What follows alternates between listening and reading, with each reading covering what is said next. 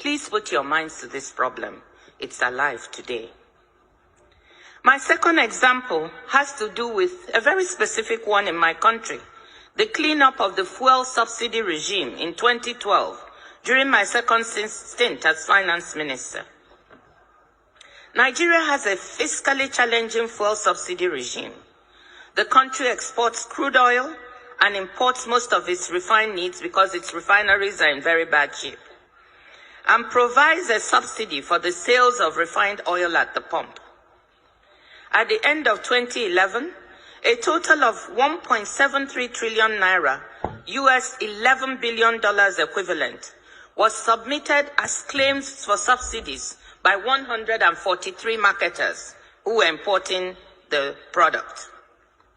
These numbers seemed horrendously large compared to what I had last seen when I was in government in 2006, which was closer to $2 billion in subsidy. So we decided to audit these claims. We audited about $8.4 billion worth of claims, and we found $2.5 billion worth of fraud in these claims, i.e., many of these marketers were trying to claim $2.5 billion fraudulently. With the full backing of the president and the economic team, we decided that we were not going to entertain these claims or to pay. The pressure from the affected marketers was tremendous, as we tried not only to say we would not pay, but also we would clean up the whole mechanism for the subsidy claims and put in place something more transparent, something clearer. This did not go down well with them.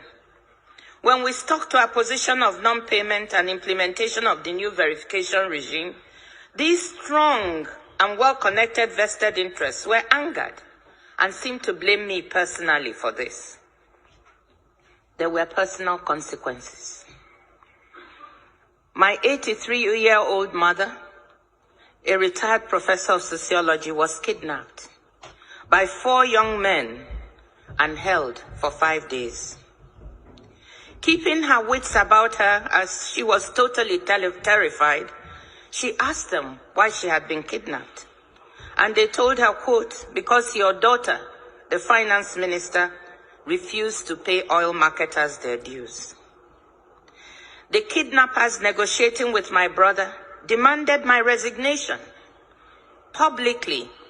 I should go on television publicly and announce my resignation and depart from the country as a condition for my mother's release. Needless to say, these were some of the worst days of my life. Imagine, when you are in position, you want your parents, all of whom are here with you today, and your relatives, to be proud of you. You want to be a source of good for your family. You can imagine how I felt sitting there and thinking, just because of trying to do something right, to implement a good bit of policy that was good for the country, this could lead to the taking of my mother's life. These were some of the worst days of my life. With my father's support, the firm resolve of the president, we all decided I should not give in to the blackmailers, and I refused to resign.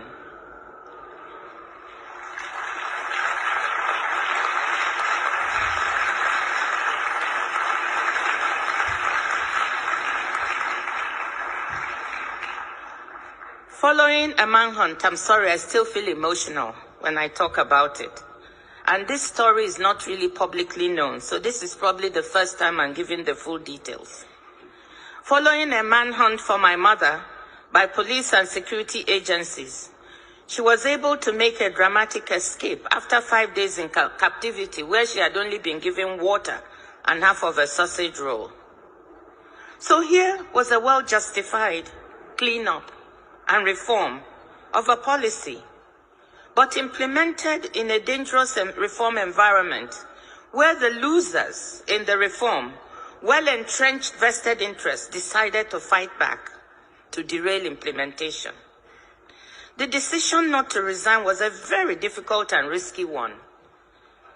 As it turned out, it worked. But there are days I ask myself, on my down days, What if it hadn't?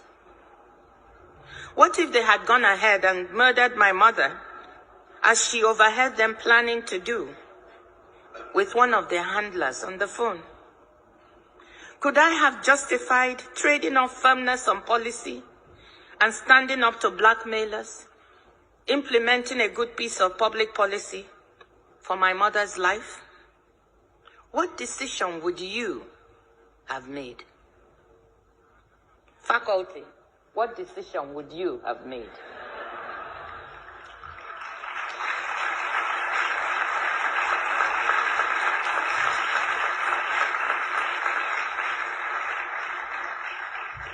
I know that one other brave hero, a woman I admire so much, a brave activist and reformer, Aung San Suu Kyi, was faced with an equally terrible decision.